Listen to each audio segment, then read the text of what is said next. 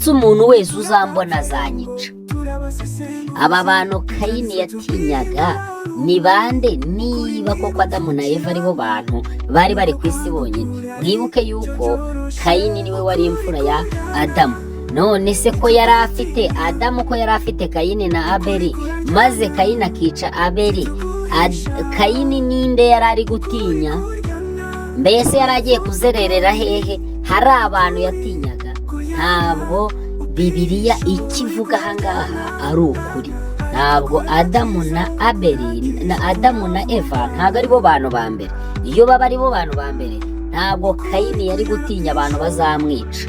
Kayini yari azi ko hari abandi bantu babicanye, ndetse nubwo bavuga ko urupfu rwavukiye hariya, ntabwo ariho rwavukiye. Iyo aba ariho rwavukiye, ntabwo Kayini yari gusobanukirwa ibyerekeranye n'urupfu, kuko yaranavuze ngo uzambona wese azanyica. Bivuze ngo yari asanzwe azi ibyo kwica ibyo ari byo, ntabwo ari ibyamugwiririye. Yari azi ko habaho ubwicanyi n'abicanyi. Ikintu cyose kivugwa, ntabwo ijambo ryacyo riba rivutse ubwo.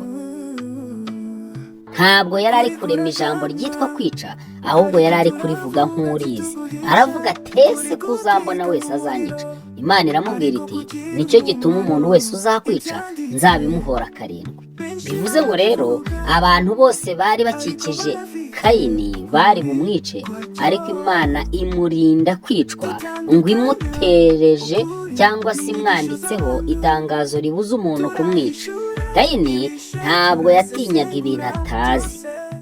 Iki ni ikinyoma rero kivuga yuko Kayini na Adamu na Abeli, Adamu na Eva aribo bantu ba mbere. Ntabwo aribo bantu ba mbere nk'uko tubibona muri Bibiliya n'ubundi.